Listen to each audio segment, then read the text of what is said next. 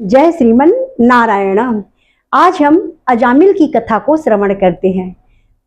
यह भी कथा भागवत की अत्यंत महत्वपूर्ण कथा है। इस कथा को श्रवण करके मनुष्य अपने पापों को नष्ट कर सकता है और एक दिव्य दृष्टि भी प्राप्त कर सकता है कि आखिर जीवन को हम किस दिशा में ले जाएं।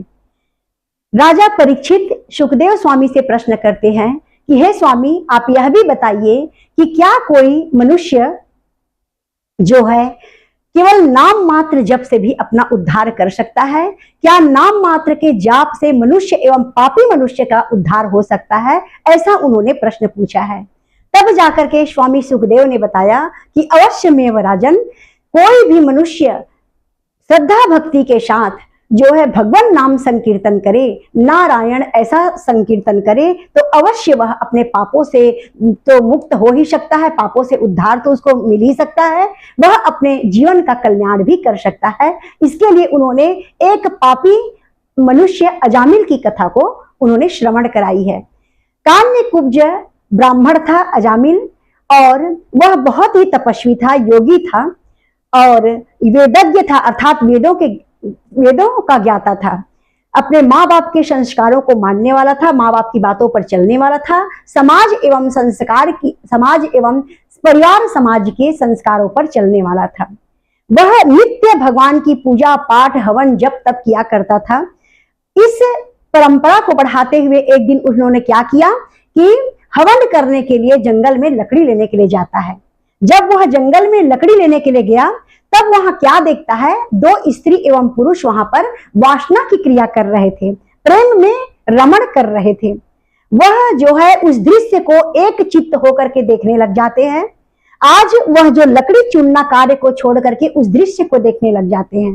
एक पल का चिंतन, एक पल का संगति भी बड़े से बड़े योगियों को, सिद्धियों को भी गिरा सकता है। यह मन की गति के आधार पर है। यदि मन हमारा अपने कंट्रोल में ना हो, मन हमारा अपने अधिकार में ना हो, मन को हम यदि संयमित ना रखें, तो यह मन हमें किसी भी ऊंचे ओहदे से भी नीचे गिरा सकता है। हम किसी भी स्थिति में रहे, तपस्या के क्षेत्र में, ज्ञान के क्षेत्र में, उम्र के क्षेत्र में, लेकिन हम यदि अपने मन पर अधिकार न रखें, हमारा मन यदि भागता रहेगा, दौड़ता रहेगा, तो हम अपने स्तर से गिर सकते हैं, उस उच्च स्तर से हम नीचे गिर सकते हैं। आज अजामिल की स्थिति वह हो गई कि वह भगवान की पूजा पाठ करना को छोड़ करके बस उसी दृश्य को देखने लगा और सोचने लगा। जब ऐसा करते हुए आज की रात्रि व्यतीत हुई है, वह सुबह उठ करके उस स्त्री के पास जाता है और अपना भी प्रेम निवेदन करता है, प्रणय निवेदन करता है। वह स्त्री कोई किसी की धर्म पत्नी नहीं थी, वह तो एक पण्य स्त्री थी। पण्य अर्थात पैसों के लिए किसी की वासनाओं को तृप्त करने वाली स्त्री, वह पण्य स्त्री थी, पैसे के लिए गिरी हुई औरत थी, स्त्री थी। वह उसके पास जाकर के अपना भी प्रणय निवेदन करता है। वह स्त्री उसकी बातों में आ गई और उसके पीछे पीछे चलने लगती है। आज अजामिल जो है अपने ब्राह्मण के धर्म कर्म को छोड़ करके वह स्त्री को ला करके अपने घर में रख लेता है। जब वह अपने घर में रख लिया, उसको ऐसा ही संबंध बनाने लगा जैसे एक स्त्री एवं पुरुष, जो विवाहित स्त्री पुरुष होते हैं, वो इस प्रकार से वह उसके साथ रहने लग गया। आज माता पिता परिवार समाज का संस्कार को छोड़ करके वह उसके साथ रमण करने लगता है। ऐसा करते हुए बहुत साल हो गया। उसके नौ संतानें हो जाती हैं। उस स्त्री से उनको 9 संतानों की प्राप्ति होती है। अब हुई 10वें संतान की बारी। आज वह 10वीं बार गर्भवती होती है। उस समय क्या होता है, परमात्मा की कृपा यदि किसी जीव पर पड़ जाए तब क्या होता है, आदमी सत्संगति में आ जाता है, आदमी जो है साधु संतों की संगति प्राप्त करता है, आदमी जो है अच्छे शास्त्रों का अध्ययन एवं चिंतन करने लगता है।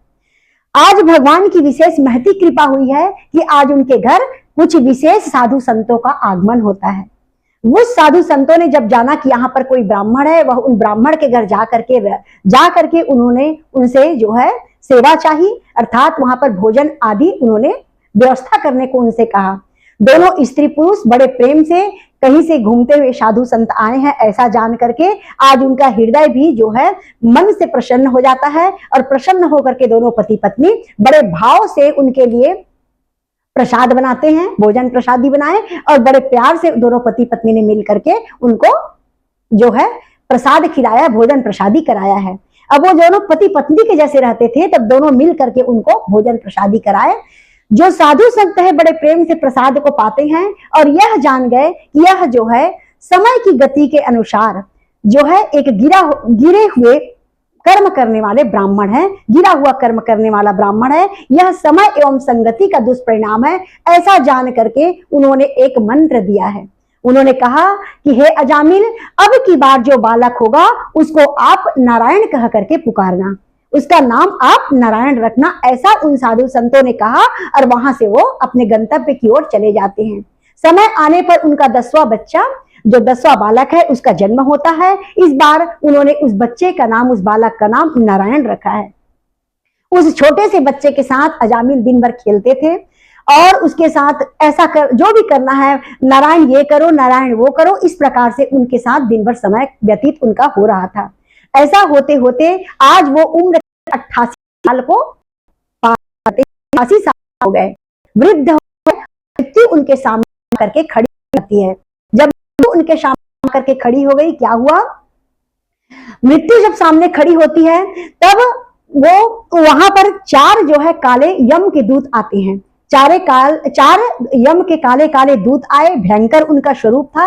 वह देख करके उनको कांप जाते हैं और उनके हाथ में पास रखा था, अर्थात प्राणों को खींचने के लिए रस्सी रखी हुई थी। वो देख करके कांप जाते हैं और अपने पुत्र को नारायण नारायण ऐसा कह करके पुकारने लगते हैं। जब उन्होंने नारायण नारायण कह के अपने बच्चे को पुकारा है, पुत्र को पुकारा है, तो भगवान की अनंत कृपा, चाहे आप जैसा भी हो भगवान नाम स्मरण करो, लेकिन अति आतुरता के, अत्यधिक आतुर होकर के, अत्यधिक करुण होकर के, अत्यधिक भाव से, प्रेम से यदि आपने भगवान को पुकारा है, भगवान अवश्यमेव सुनते हैं और उस कार्य को सफल करते हैं। आज उन्होंने अपने 4 पार्षदों को भेजा है कि जाओ देखो, एक जीव मुझे पुकार रहा है। आज उनका 4 पार्षद आके खड़े होते हैं, बहुत सुंदर पीतांबरधारी, मकराकृत कुंडल धारण किए हुए, शंख चक्र गदा पद्म आदि उनके भी हाथों में था। विष्णु भगवान के पार्षद थे, तो विष्णु भगवान के जैसे ही उनका स्वरूप था। वो चारों खड़े हो जाते हैं और उन्होंने यम के दूतों को कहा है कि हे यम के दूतों, ये अब हमारे स्वामी को पुकारा है, इसलिए इसको हम ले जाएंगे, इस पर अब आप लोगों का अधिकार नहीं रहा, ऐसा उन्होंने कहा। तो अब यम के दूत बोलते हैं, जब कोई जो जीव है, जो मनुष्य है, यदि वो पाप कर्म करता है तब तो उसे ले जाने का हमारा विधान है, आप इस विधान को रोक करके अधर्म कार्य कैसे कर रहे हैं, ऐसा उन्होंने यम के दूतों ने प्रश्न पूछा है। तब जो है भगवान के पार्षद बोलते हैं कि यदि कभी मनुष्य मृत्यु के समय हो, यदि भगवान का, हमारे स्वामी का नाम को बुलाया है, तो उस समय हमारे वेदों की व्यवस्था यह है, हमारे स्वामी के धर्म की व्यवस्था यह है कि हम उसको लेने के लिए जाएं, ऐसा विधि का विधान है, ऐसा हमारे भगवान के धर्म में बताया गया है। तो अब उन्होंने कहा कि अधर्म वो होता है जो वेदों के विपरीत कार्य है, उसको अधर्म कहते हैं, और वेद के अनुसार यदि कार्य जो होता है उसको धर्म कहते हैं। हम वेद के अनुसार कार्य कर रहे हैं, और वेद किसका बनाया हुआ है, हमारे स्वामी का बनाया हुआ है। और ये जो संसार है, ये जो धर्म है, उन सब पर एकाधिकार हमारे स्वामी नारायण का है, ऐसा उन्होंने बताया। और हम धर्म के कार्य को आगे बढ़ाने के लिए हम इनको लेने के लिए आए हैं। इस प्रकार उन दोनों के बीच में, यम दूतों के बीच में और भगवान के पार्षदों के बीच में रात्रि को जो है बातें होने लगी। यम के दूत वापस चले जाते हैं और अपने यमराज भगवान के सामने जाकर बोले कि स्वामी, आज हम एक दुष्ट पापी को लेने के लिए गए थे, परंतु वहां पर तो श्रीमन नारायण के पार्षद आकर के हमको हमारे कार्य को नहीं करने दिए, हमको विघ्न डाले, ऐसा उन्होंने बताया। तब यमराज भगवान भी बोलते हैं, जहां पर नारायण की ध्वनि हो वहां से तुरंत हट जाना, क्योंकि नारायण नाम ऐसा है, यदि मनुष्य नारायण का नाम का जप कर ले तो वह अपने समस्त पापों को नष्ट कर डालता है, उसके सारे पाप नष्ट हो जाते हैं। यदि मृत्यु के समक्ष, मृत्यु सम्मुख हो और यदि कोई जीव भगवान का नाम ले ले, तब तो आप वहां पर से उस स्थान से दूर हट जाना, आप सब वहां से दूर हट जाया करो, ऐसा उन्होंने बताया। क्योंकि सारे ब्रह्मांड के मालिक कौन है, नियंता कौन है? स्वयं नारायण है। हम स्वयं किसके बनाए हुए? नारायण के हैं। तो हम उनके जो धर्ममय नीति है उसके अनुसार ही हम कार्य करेंगे, ऐसा जो है यमराज भगवान ने अपने दूतों को समझाया है। इधर जो है इस बातों को, ये सब बातें हुई, घटनाएं हुई, और जो है भगवान के पार्षद भी उनको नहीं रह जाते हैं अपने पास। कुछ काल और उनको जीवन दान दिया जाता है कि आप अभी सावधान होकर के कुछ काल और भगवान का नाम जप कर लो और अपने कर्म में सावधान हो जाओ, ऐसा कह करके, ऐसा उनके लिए कुछ समय और उन्होंने दे दिया। अजामिल अभी और जिंदगी को प्राप्त कर लिया, उसकी मृत्यु नहीं होती है। एक प्रकार से उनको समय का दान किया गया कि आप सावधान होकर अपने कर्म को सुधार लो। इस प्रकार का ये एक घटनाएं हुई। जब रात्रि बीतता है और अजामिल सुबह उठा, उसने देखा कि वह एक स्वप्न के समान ऐसी घटनाएं हुई कि वह दोनों दूतों को बात करते हुए देखा और उस बातों को ध्यान करते हुए वह अश्रुपात करने लगता है, रोने लग जाता है। आज वह इतना दुखी हुआ अपने कर्मों से, उन्हें अपने कर्मों का इतना पश्चाताप हुआ कि वह बहुत ही द्रवित होकर के, करुण होकर के रोने लगता है। और रोते हुए उन्होंने अपने पत्नी और बच्चों को समझाया और वहां से वह त्याग करके उस जीवन को, उस भ्रष्टमय जीवन को त्याग करके वह जो है हरिद्वार चले जाता है और हरिद्वार में जाकर के वह तपस्यामय जीवन व्यतीत करने लगा। आज उनका जो वेशभूषा है, शांत चित्त, शांत चेहरा, आंखों में अश्रु और जो है सफेद जटाजूट के साथ आज अजामिल अपनी जो बिखरी हुई बालें थी उसको सफेद जटाजूट में बांध लेता है और नारायण नारायण नारायण इस प्रकार से मंत्र का जाप करते हुए वह अपने समय को व्यतीत करने लगा। हर बात में भगवान को स्मरण करता और अपने पापों के लिए प्रायश्चित करता, क्षमा मांगता, बारंबार और अनुरोध करता कि भगवान मेरे कर्म के लिए मुझे क्षमा कर दीजिए। मैं तो ब्राह्मण कुल में उत्पन्न हुआ था, मेरा धर्म कर्म कार्य करने का था, मैं किस प्रकार से पतित हो गया, समय ने मुझे पतित कर दिया। मेरा मन की जो गति है उसको मैं अपने अधिकार में नहीं रख सका, उसको संयमित नहीं कर सका, इसलिए मैं भटक गया। बारंबार अपने कर्मों के लिए भगवान से क्षमा प्रार्थना करने लगा। जब उसका पापों का नाश होता है, भगवान विष्णु के चारों पार्षद पुनः आते हैं। एक ऐसा समय आया कि उनके शरीर में कंपन होता है, एक ठंडी सी लहर उत्पन्न होती है और ठंडी सी लहर उत्पन्न होकर के उनकी आंखें बंद हो जाती है। उन्होंने देखा कि चार जो है रश्मि जो है सूर्य की प्रकाश जैसी किरणें ब्रह्मांड से नीचे उतर करके आती है। उस कंपन में, उस सिहरन में उनकी आंखें बंद हो जाती है। उस समय भगवान के चार जो है पार्षद है आकर के खड़े होते हैं और उन्होंने उनको जो आंखें बंद हो गई थी उस अवस्था में यह कहा है कि हे अजामिल, अब चलो, तुम्हें हमारे भगवान ने बुलाया है, हमारे स्वामी नारायण ने बुलाया है। अब आपका समस्त पापों का नाश हो गया, अब आप वैकुंठ के वासी हो गए, आप चलो हमारे साथ, ऐसा उन्होंने आदेश किया है।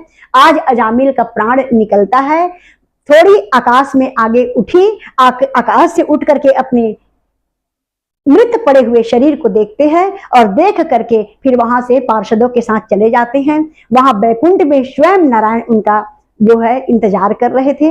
भगवान ने कहा कि आओ अजामिल, अब तुम्हारा सारा पाप कर्म का नाश हो गया है और आओ तुम मुझसे आकर के मिलो। ऐसा उन्होंने अपने बाहें खोल करके भगवान ने उसका स्वागत किया है। भगवान स्वयं उस अपने बाहें खोल करके उनको बुलाते हैं। अजामिल भगवान के समक्ष गए और जाकर के उनके चरणों में दंडवत प्रणाम करते हैं, उनके चरणों में अपना सिर को टिका दिया है।